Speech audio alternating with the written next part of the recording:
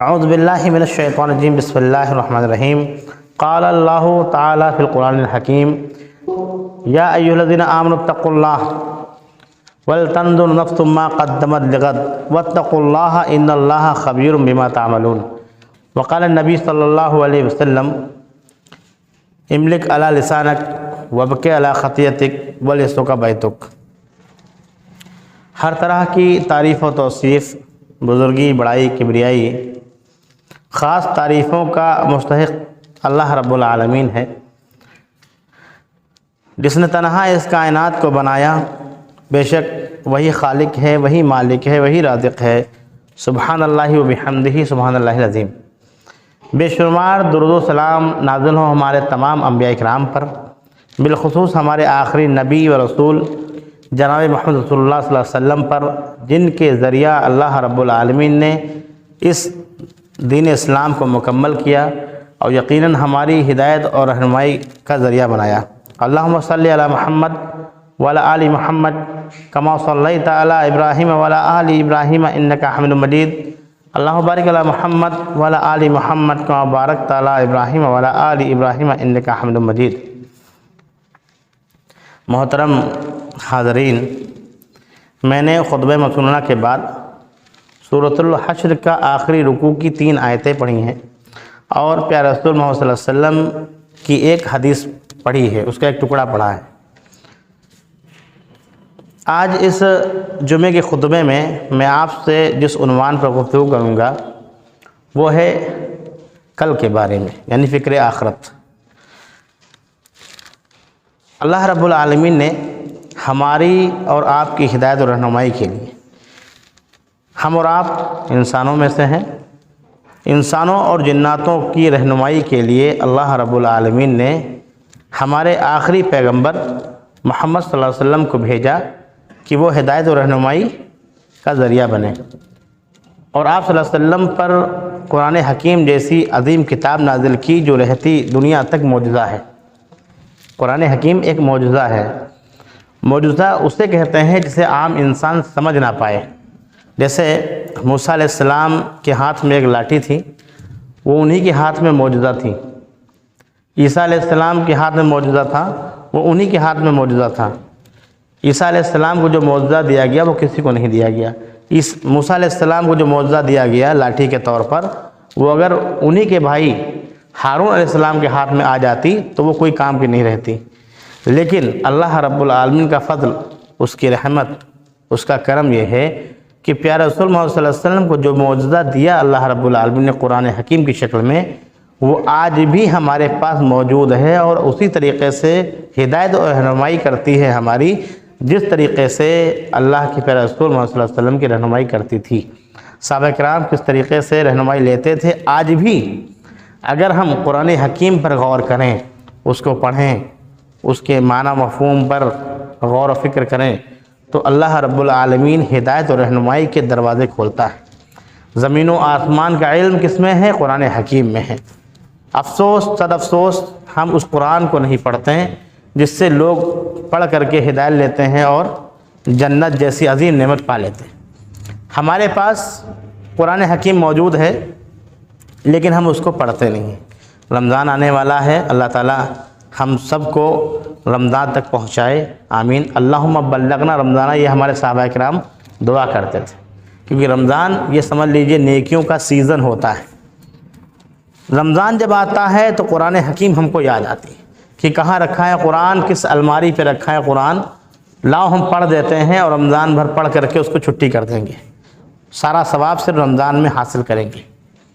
جبکہ ہر نماز میں جو قرآن حکیم کی آیتیں پڑھی جاتی ہیں، سورۃ الفاتحہ پڑھی جاتی ہے، اس میں ہر رکعت میں، ہر نماز میں ہم ہدایت کی دعا مانگتے ہیں، اہدنا الصراط المستقیم، اور اس کے بعد میں اللہ رب العالمین اسی نماز میں ہم کو، اسی جماعت میں ہم کو جواب دیتا ہے، لیکن ہم کو معلوم نہیں پڑتا۔ کیوں؟ کیونکہ ہم کو قرآن حکیم کی زبان نہیں آتی۔ کتنے افسوس کی بات ہے کہ اللہ رب العالمین نے کہا ہم نے یہ قرآن عربی میں اس لیے نازل کیا تاکہ تم غور و فکر کرو، سمجھو،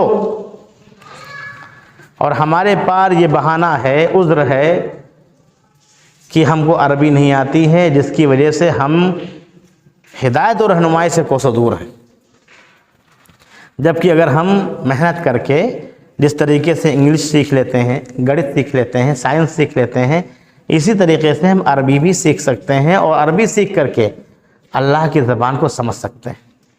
مرنے کے بعد سب کو عربی ہی بولنا ہے، سب کو عربی بولنا ہے، چاہے وہ عربی ہو، چاہے وہ اجمی ہو، چاہے وہ ہندوستان کا رہنے والا ہو، چاہے وہ امریکہ کا ہو، چاہے وہ سعودی عرب کا ہو، سب کو مرنے کے بعد عربی میں بولنا ہے۔ سوال جواب جو ہم سے قبر میں ہوں گے وہ سب عربی میں ہوں گے، لیکن ہم اپنی زندگی میں سب کچھ کرتے ہیں، عربی نہیں سیکھتے ہیں۔ تو میرا جو آج کا موضوع ہے یہ فکر آخرت ہے۔ میں نے جو خطبے کے بعد سورہ حشر کی آیت پڑھی ہے، اللہ رب العالمین نے اس میں کہا یا ایھا الذین آمنو، اے وہ لوگوں جو ایمان لائے ہو، ایمان کا دعویٰ کرتے ہو۔ ہم لوگ کیا کرتے ہیں؟ ہم لوگ ایمان کا دعویٰ کرتے ہیں کہ ہم مسلمان ہیں، لیکن مسلمانوں جیسے ایک بھی گن، ایک بھی لچھن ہمارے اندر نہیں۔ مسلمان مطلب یہ ہوتا ہے کہ اپنے آپ کو، اپنی اچھاؤں کو، اپنی خواہشات کو اللہ رب العالمین کی مرضی کے مطابق کرنا، رب چاہی زندگی گزارنا، اسے مسلمان کہتے ہیں۔ ہم اور آپ ذرا غور کریں کہ ہم رب چاہی زندگی گزار رہے ہیں یا من چاہی گزار رہے ہیں۔ کہنے کو بہت پریشان ہیں، بہت حالات خراب ہیں اور طرح طرح کی باتیں، ساری شکایتیں دوسروں سے ہیں۔ ذرا ہم اپنا جائزہ لیں کہ ہم مسلمان ہونے کا کتنا حق ادا کر رہے ہیں، مسلمان کہتے کسے ہیں؟ ایمان کا دعویٰ کرنے والے سنو، اللہ سے ڈرو۔ اللہ رب العالمین نے سورہ حشر میں کہا کہ اے ایمان والو اللہ سے ڈرو۔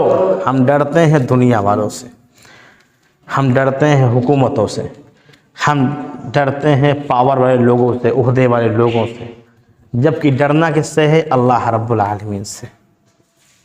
وہی ہماری بگڑی بناتا ہے، وہی ہماری مشکلوں کو دور کرتا ہے، وہی ہماری بیماریوں کو دور کرتا ہے، وہی ہماری مصائب اور پریشانی اور تمام مسئلے کا حل اللہ رب العالمین کے پاس ہے۔ آپ کا مشیر بھی وہی ہے، آپ کا خبیر بھی وہی ہے، ہر چیز جاننے والا، ہر چیز کی خبر رکھنے والا اور ہر مسائل کا حل کرنے والا اللہ رب العالمین۔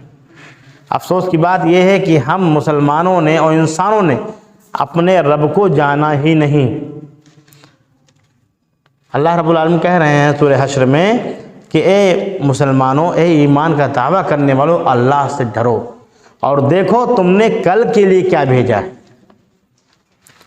آج ہماری جتنی بھی کوششیں ہیں، جتنی محنت ہے دنیا بنانے کے لیے، ہمارا کیریئر بنے، اس کے بعد میں ہمارے بچوں کا کیریئر بنے۔ پہلے ہم اپنا مکان بنائیں گے، پھر اپنے بچوں کو سیٹ کریں گے۔ کرتے کہ نہیں کرتے؟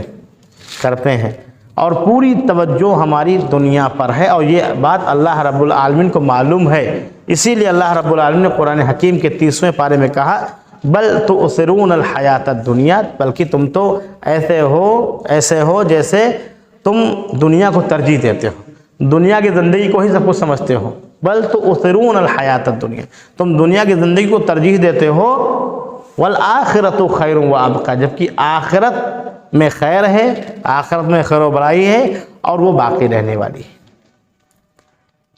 سب کو معلوم ہے اور یہ اٹل حقیقت ہے کہ اس دنیا کو فنا ہونا ہے۔ اس دنیا سے فنا ہونے سے پہلے ہم کو فنا ہونا ہے، اور یہ سبق ہمارے والدین، دادا محترم، پردادا محترم دے کر کے گئے۔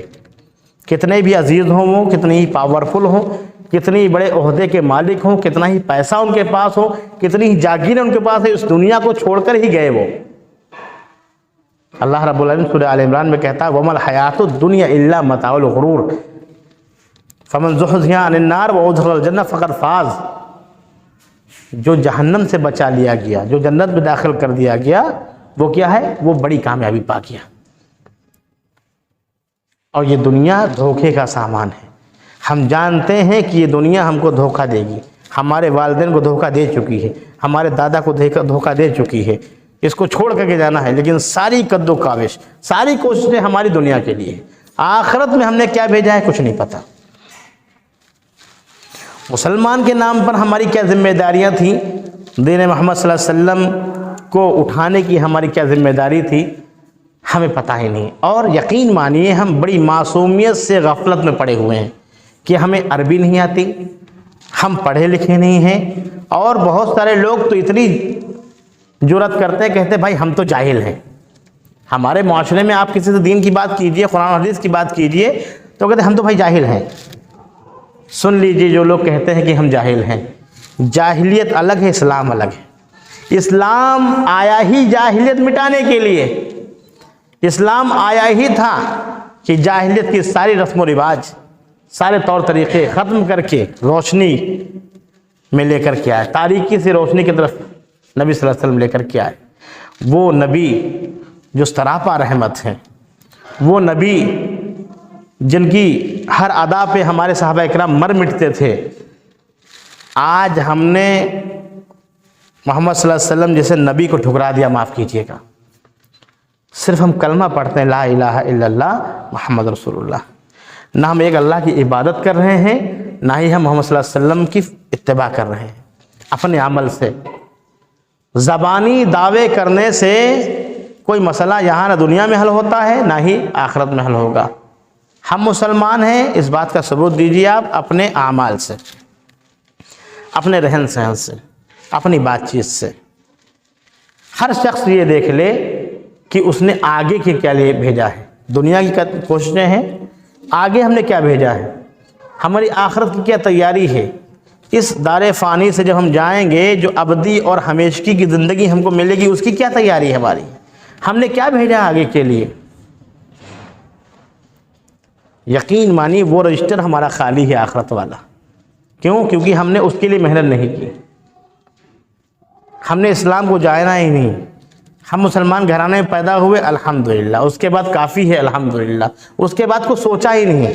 اب ہم نے سوچ لیا کہ ہم کو تو جنت کا ٹکٹ مل گیا ہے کیونکہ ایمان والے ہیں, اور دلیلیں بھی دیتے ہیں کہ ہم لا الہ الا اللہ کہنے والے ہیں. صرف کہہ لینے سے اگر کوئی لا الہ الا اللہ کہہ لینے سے کوئی جنت میں چلا جائے تو سارے لوگ لا الہ الا اللہ کہتے ہیں. جب ان پہ مصیبت آتی ہے تب ایک ہی اللہ کو مانتے ہیں, ایک ہی اللہ کو پکارتے ہیں. اصل مسئلہ تو یہی ہے کہ ہر وقت ہر لمحہ خوشی میں بھی غم میں بھی ایک اللہ کی عبادت ہو, اور سارے طریقے چھوڑ کر کے, تمام انبیاء کے طریقے کو بھی چھوڑ کر کے صرف محمد صلی اللہ علیہ وسلم کے طریقے کو اختیار کیا جائے. تمام انبیاء کا طریقہ ایک ہی تھا, لیکن میں نے کیوں کہا کہ تمام انبیاء کے طریقے کو چھوڑ دیا جائے؟ کیونکہ انبیاء کے طریقے میں لوگوں نے گڑبڑ کر دیا. عیسیٰ علیہ السلام کا جو طریقہ تھا وہ اسلامی طریقہ تھا, موسیٰ علیہ السلام کا جو طریقہ تھا وہ اسلامی طریقہ تھا, اسلام لے کر کے آئے تھے. لیکن ان عیسائیوں نے, یہودیوں نے اسلام کو بدل دیا. تب اللہ رب العالمین نے اپنے آخری نبی محمد صلی اللہ علیہ وسلم کو مبعوث کیا اور کہا کہ ان سب کو بتا دو جا کر کے جو توریت میں ہے, زبور میں ہے, جو انجیل میں ہے, جو قرآن کی اصل تعلیمات ہے وہی اسلام ہے, وہ تمام کتابوں میں تھی. اس پر عمل کرو گے تو اسلام پر عمل کرو گے, تمام انسانوں کی ہدایت کے لیے.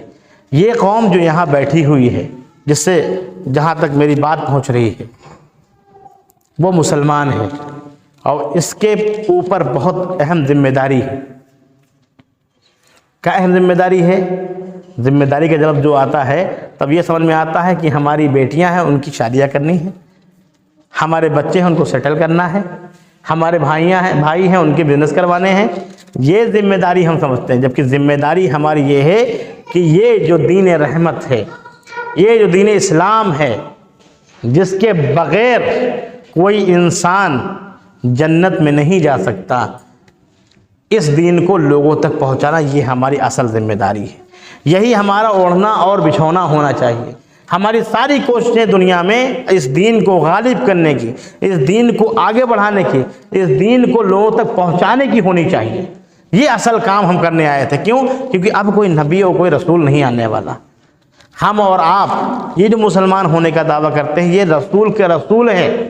یہ بشارت ہے کہ اگر تم دعوت کا کام نہیں کرو گے, اسلام کے خلاف جو سازشیں ہو رہی ان کا جواب نہیں دو گے, جو لوگ غافل ہیں, جو لوگ ظالم ہیں, غافل جو لوگ اسلام نہیں جانتے, ظالم جو جانتے ہیں پھر بھی اسلام میں نہیں آ رہے ہیں, ان سب تک اسلام, صحیح اسلام, سچا اسلام, نبی صلی اللہ علیہ وسلم کا اسلام, اللہ رب العالمین کا پسندیدہ دین اسلام, یہ پہنچانا ہے اچھے انداز میں. یہ جب ہم پہنچائیں گے تب ہم اپنی ذمہ داری سے بری ہو پائیں گے, اور تب اللہ تعالیٰ ریوارڈ دے گا, بدلہ دے گا. ہم نے آخرت کے لیے کیا بھیجا ہے؟ کچھ نہیں. آئیے بات کرتے ہیں اپنوں کے بیچ کی۔ دعوت کا کام تو کرنا ہے ہم کو۔ ہم نے کیا کیا؟ میں نے جو خطبے کے بعد ایک حدیث پڑھی تھی، اس میں پیارے رسول محمد صلی اللہ علیہ وسلم نے عقبہ ابن عامر رضی اللہ تعالیٰ عنہ کو 3 نصیحتیں کی تھی۔ وہ صرف نصیحتیں 3 ان کے لیے نہیں تھیں، بلکہ وہ ہمارے اور آپ کے لیے بھی۔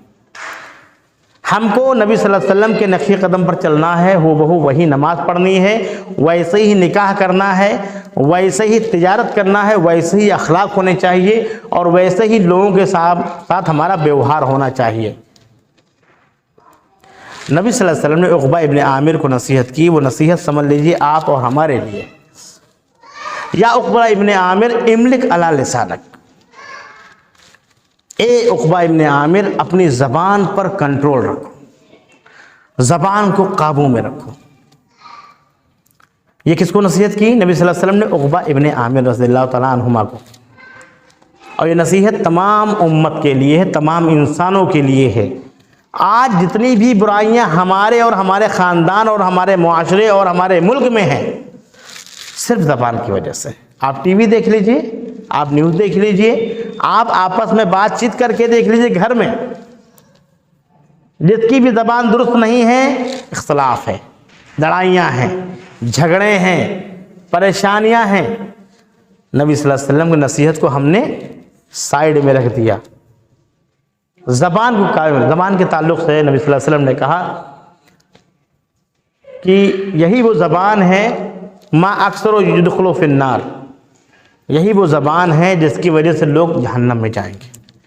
اور مثال دی نبی صلی اللہ علیہ وسلم نے 2 خواتین کی۔ صحابہ کرام نے کہا کہ ہمارے معاشرے میں ایک خاتون بستی ہے جو بہت تہجد پڑھتی ہے، تمام روزے رکھتی ہے، بہت نماز اور روزہ کرتی ہے، اور بڑی دیندار ہے، بہت صدقے دیتی ہے، صرف زکوٰۃ نہیں نکالتی بلکہ وہ صدقہ بھی خوب کرتی، کھانا کھلاتی، پانی پلاتی، بہت کام کرتی ہے۔ لیکن اس کے اندر ایک خرابی ہے کہ اس کی زبان سخت ہے، اس کی زبان سے کوئی بچ نہیں سکتا۔ پیارے رسول محمد صلی اللہ علیہ وسلم نے کہا ہی فی النار، وہ جہنم میں ہے۔ تمام اعمال کرنے کے بعد، پورے دین پر عمل کرنے کے باوجود بھی نبی صلی اللہ علیہ وسلم نے مہر لگائی کہ یہ جہنمی عورت ہے۔ اور ہمارا اور آپ کا اور تمام مسلمانوں کا یہ عقیدہ ہے، پیارے رسول محمد صلی اللہ علیہ وسلم سے کہہ دیا جہنمی، وہ جہنمی۔ زبان سخت ہے تو جہنم ٹھکانہ ہے۔ اسی کے برعکس نبی صلی اللہ علیہ وسلم سے کہا گیا کہ ایک عورت ایسی ہے جو اتنی پرہیزگار نہیں ہے، اتنی متقی نہیں ہے، صرف فرائض ادا کرتی ہے، رمضان کے روزے رکھتی ہے، زکوٰۃ دیتی ہے، لیکن اس کی زبان اچھی ہے۔ نبی صلی اللہ علیہ وسلم نے کہا ہی فی الجنہ، وہ جنتی عورت ہے۔ تو زبان کی مصیبتیں بہت زیادہ ہیں۔ ہم اور آپ اگر پریشان ہیں تو وہ زبان کی وجہ سے۔ کسی نے کسی کو کہہ دیا، زندگی بھر یاد رہتا ہے۔ کسی شاعر نے کہا ہے تبر کا، تیر کا، تلوار کا زخم لگا تو بھرا، تبر کا، تیر کا، تلوار کا زخم لگا تو بھرا، لگا جو زخم زباں کا رہا ہمیشہ ہرا۔ آپ کسی کو مار دے، کسی کو تکلیف دے دے تو ایک چوٹ بھول سکتا ہے وہ، لیکن آپ نے اگر اس کو غلط کہا ہے، برا کہا ہے، تو یقیناً ہماری اور آپ کی پکڑ ہوگی، اور وہ ہمیشہ یاد رکھے گا۔ ہم کہیں گے اس کے برا، ہمیشہ کہے گا ایک بار میں تم نے یہ کہا تھا، یاد رکھے گا وہ۔ کیوں؟ کیونکہ سارے زخم بھر سکتے ہیں، زبان کا زخم نہیں بھر سکتا۔ اسی لیے پیارے رسول اللہ صلی اللہ علیہ وسلم نے کہا جو محسن انسانیت ہیں، انسانیت کی ہدایت اور رہنمائی کے لیے بھیجے گئے ہیں، انہوں نے اصول بتایا ہے کہ اپنی زبان کو قابو میں رکھو۔ سارے فتنے فساد کی جڑ زبان ہے۔ پیارے رسول اللہ صلی اللہ علیہ وسلم نے کہا کہ من صمتا نجا، جو خاموش رہا اس نے نجات پالی۔ جو خاموش رہا، تو خاموشی بہتر ہے۔ زیادہ بولنے والا انسان اکثر جھوٹ بولتا ہے، اسی لیے نبی صلی اللہ علیہ وسلم نے کہا کہ خاموشی اختیار کرو کرو۔ نبی صلی اللہ علیہ وسلم کی ایک اور روایت، پیارے رسول محمد صلی اللہ علیہ وسلم نے نصیحت کرتے ہوئے کہا صحابہ کرام سے من یضمن لی ما بین لحییہ وما بین رجلیہ اضمن لہ الجنہ، کہ مجھے جو 2 چیزوں کی ضمانت دے دے گا، صرف 2 چیزوں کی ضمانت۔ کتنی محنت ہم کرتے ہیں یہاں پر گھر بنانے کے لیے، کاروبار کو سیٹ کرنے کے لیے، ایک ایگزام کو کلیئر کرنے کے لیے، کسی اچھی نوکری کو پانے کے لیے انتھک محنت کرتے ہیں ہم لوگ، اور پیارے رسول اللہ صلی اللہ علیہ وسلم کہہ رہے ہیں کہ تم صرف 2 چیزوں کی مجھے ضمانت دے دو، میں جنت کی ضمانت دیتا ہوں۔ ما بین لحییہ، تمہارے 2 داڑھوں کے درمیان جو ہے زبان، وما بین رجلیہ، اور تمہارے 2 ٹانگوں کے پیچھے درمیان جو چیز ہے شرمگاہ، زبان اور شرمگاہ، اس کی ضمانت دے دیجئے کہ یہ غلط جگہ نہیں استعمال ہوگی۔ نبی صلی اللہ علیہ وسلم نے کہا تمہارے لیے جنت ہے، عظمن لہ الجنہ، اس کے لیے میں جنت کی گارنٹی دیتا ہوں۔ کوئی گارنٹی ہے؟ ہم اتنی محنت کرتے ہیں جاب پانے کی، کتنے سارے ایگزام ہمارے بچوں نے کوالیفائی کر لیے ہیں اور وہ ابھی تک نوکری نہیں پا سکی، نہ جانے زندگی کہتے ہیں بال سفید ہو گئے اور ابھی تک اپنا گھر نہیں بنا سکے۔ کتنی محنتیں کی ہیں، کتنی پریشانیاں اٹھائی ہیں، حلال و حرام کی تمیز تک ہم بھول گئے، لیکن ایک گھر نہیں بنا سکے، ایک بنگلہ نہیں بنا سکتے، یا ایک جن کے عزائم ہیں یا جن کے سپنے ہیں ایک کار نہیں خرید سکے۔ یہاں صرف 2 باتیں نبی صلی اللہ علیہ وسلم نے کہیں کہ زبان اور شرمگاہ کی حفاظت کر لیجئے، گارنٹی دے دیجئے مجھے، میں تم کو جنت کی گارنٹی دیتا ہوں۔ کتنی بڑی نعمت اللہ رب العالمین نے نبی صلی اللہ علیہ وسلم کے ذریعے نبی صلی اللہ علیہ وسلم بھیجے اور ان کی نصیحتیں ہمارے کام کی۔ دوسری نصیحت کیا کی؟ یہ تو ہو گئی املک علی لسانک، اپنی زبان پہ کنٹرول رکھو، وبکے علی خطیئتک، وبکے علی خطیئتک، اپنے گناہوں پر رو۔ آج کون ہے اس مسجد میں جو اپنے گناہوں پر روتا ہے؟ کوئی نہیں، کوئی نہیں، سب دوسروں کو دیکھتے ہیں، امت کے حال پہ روتے ہیں۔ امت کا حال کیا ہے؟ امت کا مستقبل کیا ہے؟ کیا ہم نے کبھی اپنے اوپر غور کیا کہ ہم نے کتنوں کا دل دکھایا، کتنے گناہ کیے؟ یہ دل جو اللہ رب العالمین نے صاف و شفاف بھیجا تھا، ہم نے گناہ کر کر کے اس کو کالا کر دیا ہے۔ کیا ہم نے کبھی اپنے دل کو ٹٹولا؟ کیا ہم نے اپنے دل کی کیفیت خود جانچی؟ کبھی نہیں۔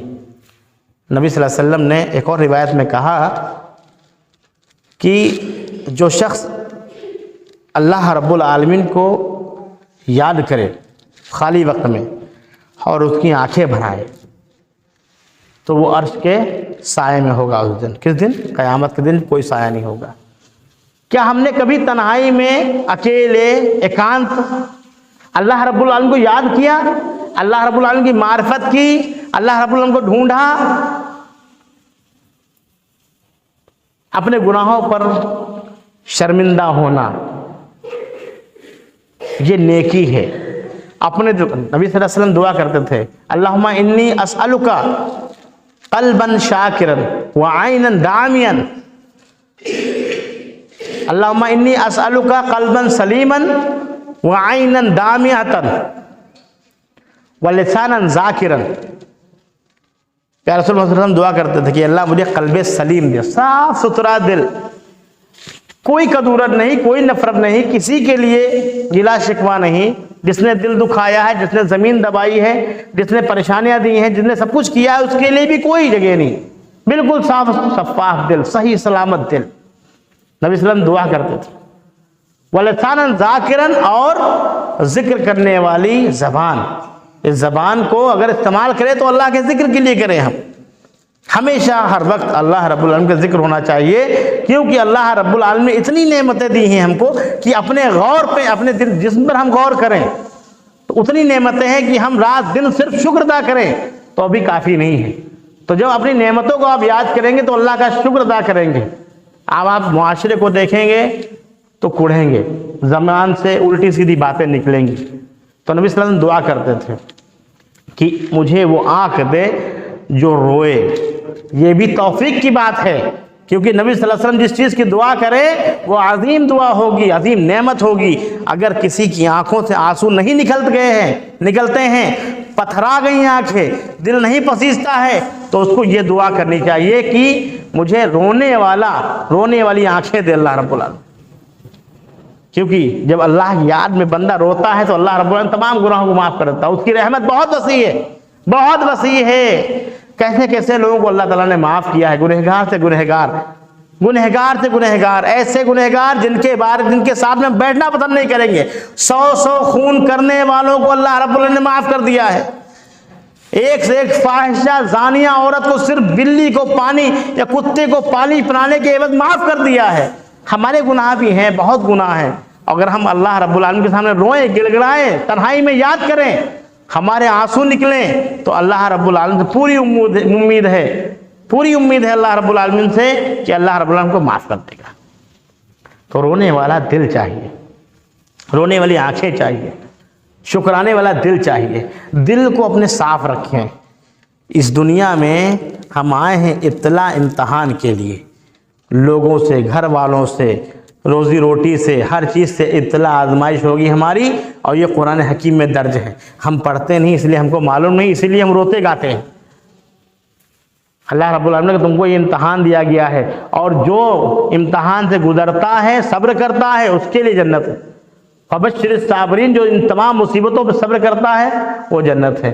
قلب سلیم کے تعلق سے ایک واقعہ سن لیجئے۔ جس کا ٹھیک دل ہوتا ہے، صاف ستھرا دل ہوتا ہے، کوئی جلن، کوئی کینہ، کوئی کپٹ، کوئی نفرت نہیں ہوتی ہے دل میں، اللہ تعالیٰ ایسے شخص کو جنت میں ڈالتا ہے۔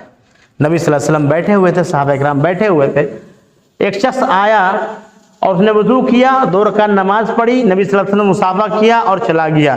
نبی صلی اللہ علیہ وسلم نے کہا کیا تم جنتی شخص سے ملنا چاہتے ہو جو صحابہ بیٹھے ہوئے تھے؟ صحابہ نے کہا بالکل ملنا چاہتے ہیں، کہ یہ شخص جا رہا ہے جو جنتی ہے۔ صحابہ تعجب کر رہے ہیں کہ ہم محفل میں بیٹھے ہیں، ایک شخص آیا، 2 رکعت نماز پڑھی اور مصافحہ کیا، چلا گیا جنتی۔ دوسرے دن پھر یہی واقعہ ہوا، پھر نبی صلی اللہ علیہ وسلم نے کہا وہ دیکھو جنتی جا رہا ہے۔ تیسرے دن بھی یہی ہوا۔ تیسرے دن جب کہا نبی صلی اللہ علیہ وسلم نے، تو ایک صحابی اٹھ لیے کہ اس کے ساتھ میں رہتے ہیں، کیوں؟ ان کو یہ لالچ تھی کہ اس کو جنت کی بشارت مل گئی، کیا کرتا ہے یہ؟ ہم نبی صلی اللہ علیہ وسلم کی محفل میں بیٹھے ہوئے ہیں، مسئلے مسائل سمجھ رہے ہیں، نبی صلی اللہ علیہ وسلم اپنی رحمت کی فہارے برسا رہے ہیں، اور ہم لوگ محظوظ ہو رہے ہیں، اور یہ شخص آیا، سلام کیا، 2 رکعت نماز پڑھی، جاتا بنا، اور کہتے ہیں نبی صلی اللہ علیہ وسلم یہ جنتی ہے، اس کے ساتھ ہو لیے۔ 3 دن اس کے ساتھ ایک صحابی رہے۔ تینوں دن میں انہوں نے کوئی خاص عمل نہیں پایا اس کی زندگی کا، جیسے وہ نماز پڑھتا تھا ویسے یہ صحابی بھی نماز پڑھتے تھے، سب کچھ سیم ٹو سیم۔ اس حدیث سے یہ مسئلہ نکلتا ہے، کسی کے بارے میں آپ فوراً جج نہ کہیں، کسی کے بارے میں کچھ سنیں تو فوراً چیک نہ کر دیں، جج نہ کر دیں کہ یہ غلط ہے یا صحیح، اس کے ساتھ 3 دن کم سے کم رہ کر کے دیکھیں کہ اس کی کیا خوبیاں ہیں، کیا کمیاں ہیں۔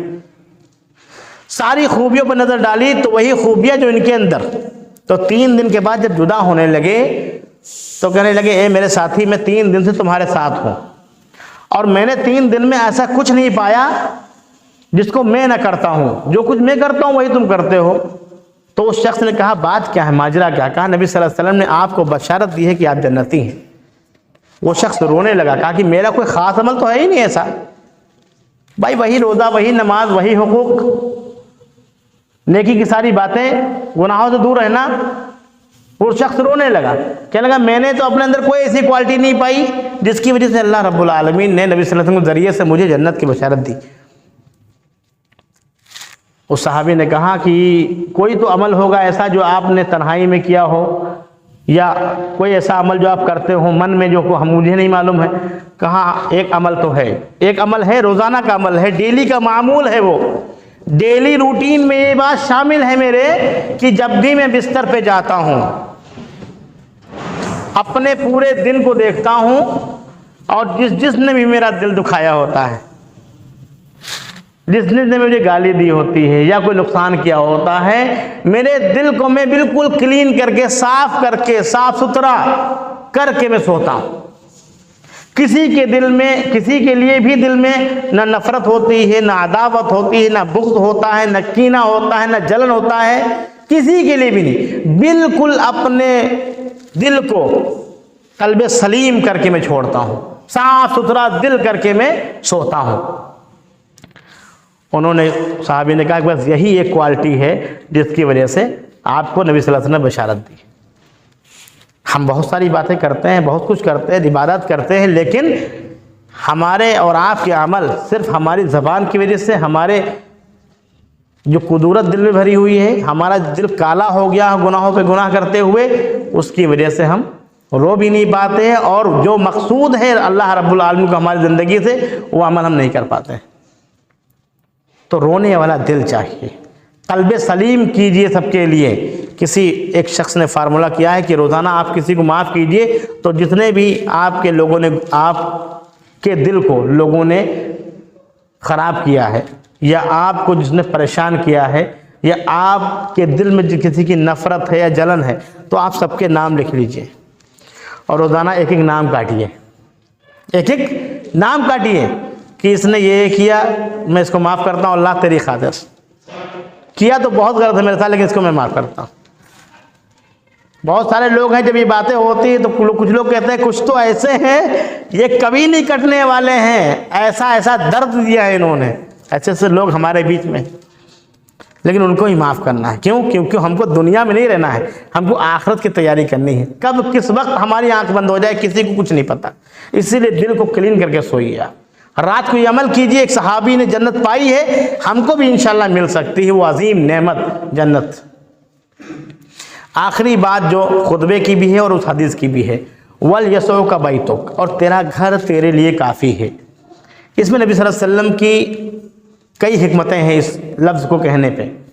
تمہارا گھر تمہارے لیے کافی ہے، پہلی چیز تو تمہارے بیوی بچے تمہارے لیے کافی ہیں، ان کی تربیت کے لیے، ان کی تعلیم کے لیے، ان کی دیکھ ریکھ کے لیے، ان کو کھلانے پلانے کے لیے، اور ان سے ہنسنے بولنے بتیانے کے لیے۔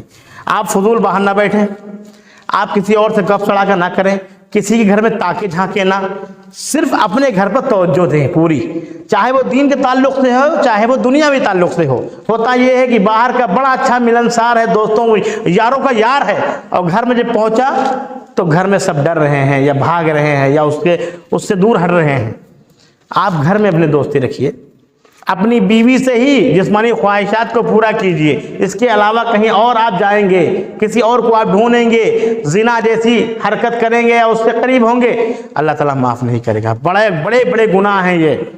تو اپنی یہ کیا کہا نبی صلی اللہ علیہ وسلم، یسعک بیتک، اور تیرے گھر تیرے لیے کافی ہے، تمہاری جسمانی ضروریات کے لیے بھی گھر کافی ہے، تمہاری بات چیت کے لیے بھی تمہارا گھر کافی ہے، تمہاری دینداری کے لیے، تمہارے دین کو آگے بڑھانے کے لیے تمہارا گھر کافی ہے۔ ہوتا یہ ہے کہ گھر کے لوگوں میں کوئی اصلاح نہیں کی ہم نے، بیٹا بے نمازی ہے، بچی بے پردہ ہے، اور ہم چلے گئے انڈونیشیا جماعت لے کر کے اور وہاں جا کے تعلیم دے رہے ہیں، نبی صلی اللہ علیہ وسلم کی حدیث کے خلاف کر رہے ہیں۔ پہلے گھر کو مینٹین کیجئے، پہلے گھر کو سمجھائیے۔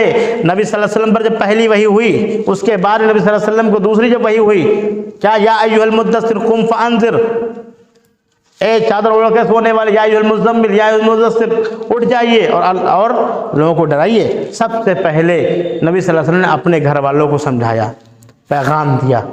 ایسے ہی ہماری زندگی میں یہ جو حدیث آئی ہے آج، یہ ہمارے لیے ضروری یہ ہے کہ ہم آج کے بعد اپنے گھر پر توجہ دیں، سب سے پہلے اپنے پریوار پر، اپنے شریک حیات پر، اپنے ماں باپ پر، بھائی بہنوں پر، پھوپھا چاچا پر، خالو پر، جن سے بھی تعلقات ہمارے خراب ہو گئے جوڑ لیجئے۔ نبی صلی اللہ علیہ وسلم کی اور حدیث سن لیجئے، خطبہ ختم۔